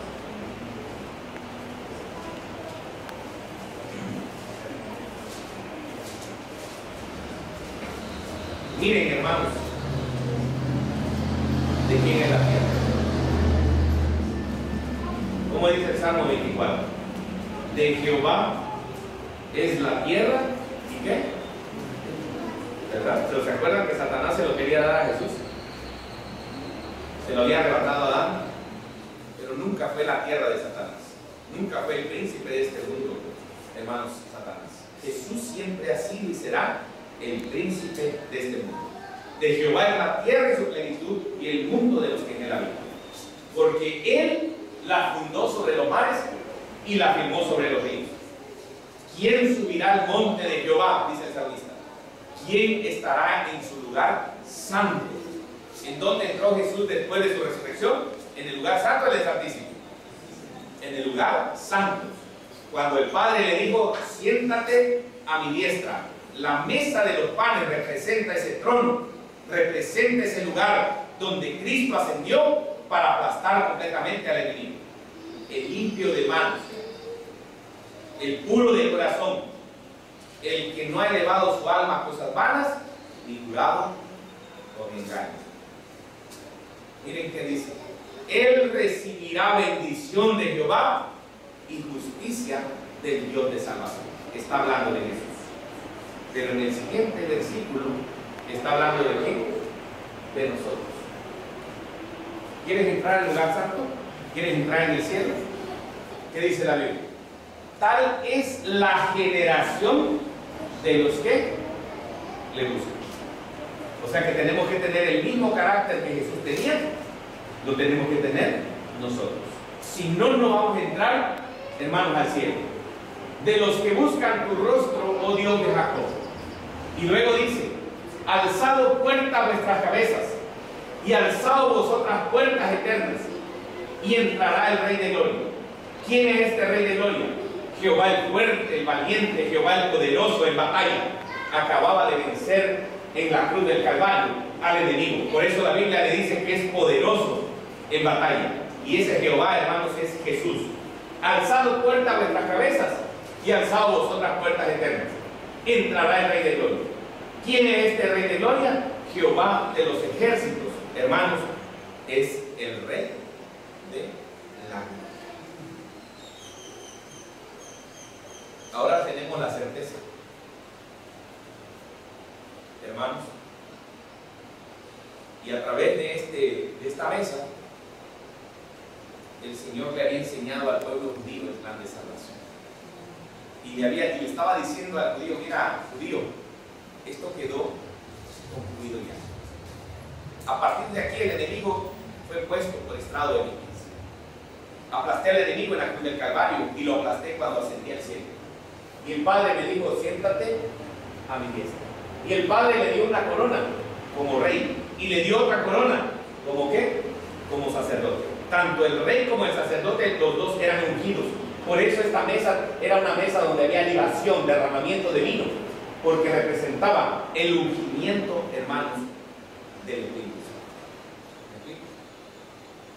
Esto también representa el Espíritu Santo. Esto es lo que vamos a hablar en la próxima lección, el candelabro. Y miren, yo con esto concluyo, con Apocalipsis. Esto representa un trono. Esto representa a los ángeles. Los ángeles son el trono de Dios. Y esto representa también al Espíritu Santo. Miren lo que dice Apocalipsis capítulo 4. Esa puerta es donde Jesús penetró en el año 31, después de estar 40 días con sus discípulos, después de otros 10 días más que ascendió al cielo. Miren lo que dice aquí: después de esto miré, he aquí una puerta abierta en el cielo, y la primera voz que oí como de trompeta hablando conmigo dijo: sube acá, y yo te mostraré las cosas que sucederán después de esta. Al instante yo estaba en el Espíritu, y aquí un trono establecido en el cielo, y en el trono uno sentado. Ahí estaba viendo este trono, y en el trono estaba uno sentado. Miren lo que dice aquí. Ahí todavía no estaba Jesús, no se había sentado a la diestra del Padre. Verso 3. Y el aspecto del que estaba sentado era semejante a piedra de jaspe, de cornalina, y había alrededor del trono un arco iris semejante al aspecto de una esmeralda. Verso 4. Y alrededor del trono había 24 tronos, y vi sentados en los tronos a 24 ancianos, vestidos de ropas blancas con corona de oro en su cabeza. Saben, hermanos, que el trono, que son los ángeles, estaban los querubines, estaban los serafines, estaban los 24 ancianos. ¿Saben qué estaban haciendo? Esperando a quién? A Cristo Jesús. Jesús venía ascendiendo de la tierra hacia el cielo, y todos los ángeles habían hecho una valla preciosa, hermanos, para esperar al Rey de Reyes y Señor de Señores. Por eso en el Salmo 24 dice: ¿quién es este Rey de Reyes? ¿Quién es este Jehová? ¿Verdad? Y los ángeles responden: es Jehová de los ejércitos, el poderoso ¿en qué? En batalla. Cuando Jesús ascendió al cielo, los ángeles le abrieron las manos, le abrieron los brazos, y esperaron a Jesús, hermanos, para coronarlo como Rey de Reyes y Señor de Señores. Y miren lo que dice el versículo 5. Y del trono salían relámpagos, truenos y voces. Del trono salían relámpagos, truenos y voces, la presencia del mismo Dios. Y sigue diciendo: y delante del trono, ¿qué cosa pasaba delante del trono? ¿Cómo dice? Ardían, ¿qué cosa? 7 lámparas de fuego, las cuales son los 7 espíritus de Dios. El trono, y delante del trono las lámparas ¿de qué? De fuego. Jesús iba a penetrar en el lugar santo en el año 31. ¿Saben por qué es interesante este tema?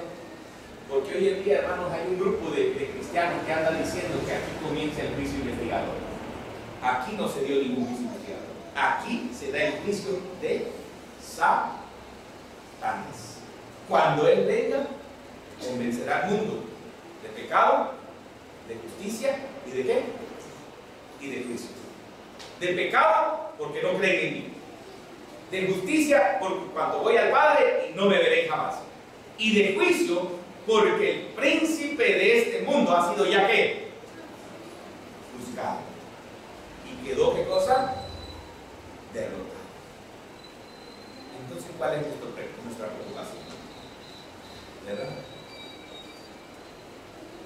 Nosotros necesitamos mantenernos firmes y fieles, hermanos Jesús, todos los días de nuestra vida. Todos los días debemos orar, todos los días debemos estudiar. Y si oramos y estudiamos, dice la Biblia, que el demonio huirá de quién? Huirá de nosotros. Él no tiene ya parte, hermanos, en este mundo. La palabra de Dios dice que el príncipe de este mundo, hermanos, es nuestro Señor Jesús. Déjenme mostrarles nada más, a ver si lo logro encontrar todavía.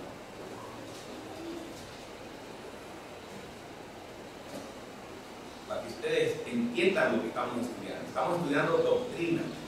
Estamos estudiando, hermanos, enseñanza bíblica.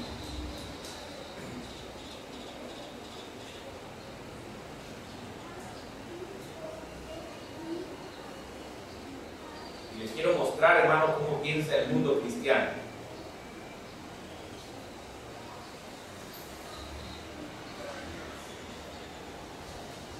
Miren, nosotros, nuestra creencia fundamentada en la Biblia es que el príncipe de este mundo es ¿quién? Jesús. Amén. Pero la creencia, hermanos, de la Iglesia Católica y la creencia de muchas iglesias, tal vez no todas, creen que el príncipe de este mundo es ¿quién? El diablo. Miren lo que dice aquí. El Papa dice, no puede haber diálogo con el príncipe de este mundo, que esté claro. ¿Y saben quién es el príncipe de este mundo para el Papa? En su homilía, en la misa celebrada, vamos a ponerlo más grande.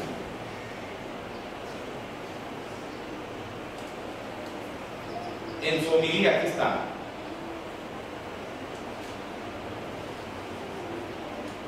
Lo voy a hacer aquí,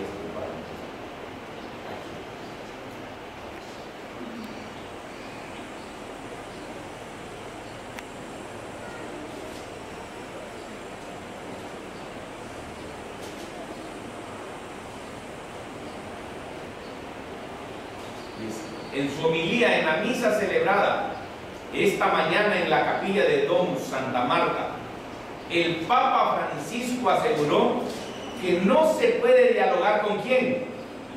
Con el diablo. ¿Y cómo le llama el Papa al diablo? El príncipe ¿de qué? De este mundo. ¿Saben por qué? Porque no tiene la doctrina correcta. Si ustedes le preguntan a cualquier religión hoy en día, le dicen, ¿quién es el príncipe de este mundo? Todos creen que el príncipe de este mundo es Satanás. Pero cuando estudiamos el santuario, hermanos, el príncipe de este mundo ni fue, ni es, ni será el diablo. Siempre lo ha sido ¿quién? Nuestro Señor Jesús. Y no hemos terminado porque vamos a estudiar el Espíritu de Profecía todavía. Pero eso será en una próxima ocasión. Vamos a cantar, hermanos, el himno En Sion Jesús hoy reina. ¿Es el 200 qué? ¿200 qué? ¿59? El 9. Ah, el 9. En Sion Jesús hoy reina. Gracias, hermanos. Miren, hermanos, que todos los himnos que se hicieron en este año, los escritores fueron inspirados por la Biblia. ¿Están de acuerdo conmigo? Inspirados por la Biblia. Aquí no cantamos ningún himno que no esté inspirado por la Biblia. Y por eso dice este canto, en Sion Jesús hoy reina. Ponemos de pie.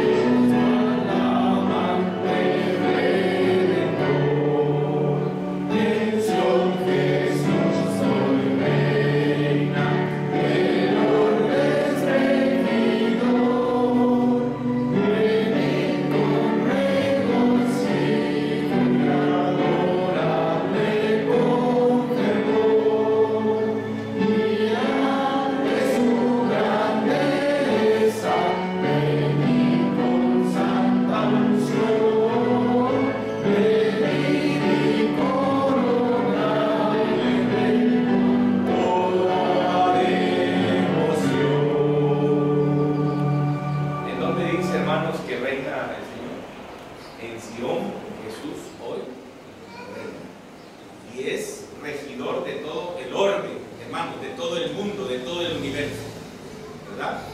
Para que no vayan a andar con la idea de que el Satanás es el que está aquí reinando. Él ya no reina, él está aplastado. Ahora sus hijos deben confiar plenamente en que Jesús es un Dios triunfador. Si nosotros vivimos cuando Jesús venga y triunfamos, Él nos llevará al cielo. Si nosotros morimos cuando Jesús venga, antes que Jesús venga, el Señor tiene el poder de resucitarnos para llevarnos también al cielo. Así que nuestra confianza debe estar puesta plenamente en Jesús, en nuestro Señor Jesucristo. Vamos a hacer la oración, hermanos, para darle gracias a Dios. Querido Padre y Señor, en esta tarde te damos gracias. Infinitas gracias porque a través del santuario y de tu palabra nos muestras la verdad. Ayúdanos a no apartarnos de ese mensaje, a seguir adelante confiando plenamente en tu palabra. Hay muchos hijos tuyos que están aprendiendo y quizás se sorprenden, Señor, de las grandes verdades que tú tienes en ese libro maravilloso. Y que a través del santuario tú iluminas nuestra mente, Señor, para entenderlo plenamente. Quédate, Padre, con nosotros. Bendícenos. Ayuda a los que han venido a las visitas, a los hermanos que han venido de otros lugares, para que también sigamos predicando tu palabra. Quédate, pues, Señor, con nosotros. Guíanos siempre. Y si hay algún enfermo, rogamos por él, o rogamos por ella, por nuestro hermano Elías, por la mamá de nuestro hermano Gerardo, y por aquellos que están también decayendo en este momento. Guárdalos y cuídalos. Y los nuevos miembros de este grupo, de esta iglesia, que sean bendecidos por tu Espíritu Santo. Lo rogamos, Padre, en el nombre de Jesús, quien merece honra y gloria por la eternidad. Amén y amén.